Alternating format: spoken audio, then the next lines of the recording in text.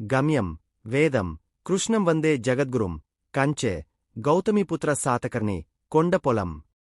ఇలా వైవిధ్యమైన సినిమాలతో తెలుగు సినిమా ఇండస్ట్రీలో క్రియేటివ్ డైరెక్టర్గా పేరు తెచ్చుకున్నాడు క్రిష్ జాగర్లమూడి.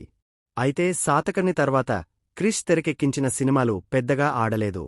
కంగనా రనౌత్ తెరకెక్కించిన మణికర్ణిక మూవీ నుంచి మధ్యలోనే తప్పుకున్నారు. పవర్ స్టార్ పవన్ కళ్యాణ్ ప్రధాన పాత్రలో తెరకెక్కిన హరిహర వీరమల్లు సినిమా విషయంలోనూ మళ్లీ అదే రిపీటైంది. కొంత భాగం షూటింగ్ పూర్తయ్యాక ఈ మూవీ నుంచి బయటకు వచ్చారు క్రిష్. ఇప్పుడు ఘాటి అంటూ మరో డిఫరెంట్ మూవీతో ప్రేక్షకులను అలరించేందుకు రెడీ అయ్యాడీ స్టార్ డైరెక్టర్. చింతకింది శ్రీనివాసరావు రాసిన కథతో తెరకెక్కిన ఈ సినిమాలో అనుష్క ప్రధాన పాత్రలో నటించింది.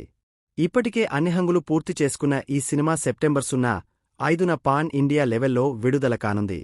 ఈ సందర్భంగా ఆదివారం ఘాటి చిత్రబృందం విలేకరుల సమావేశం నిర్వహించింది.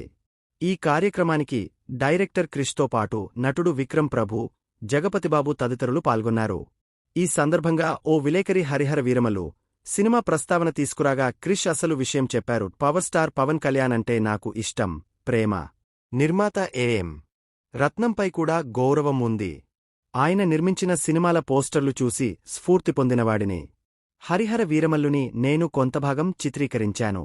కాని కోవిడ్కు తోడు కొన్ని వ్యక్తిగత సమస్య వల్ల ఆ సినిమా షూటింగ్ షెడ్యూళ్లలో మార్పులొచ్చాయి. ఆ కారణాల వల్ల నేను ప్రాజెక్టు నుంచి బయటకు వచ్చా. తర్వాత ఆ సినిమా జూలై 24న థియేటర్లలో విడుదలైన హరిహర వీరమల్లు సినిమా ఓ మోస్తరుగా ఆడింది. పవన్ కళ్యాణ్ ప్రధాన పాత్రలో నటించిన ఈ సినిమాలో నిధి అగర్వాల్ హీరోయిన్గా నటించింది.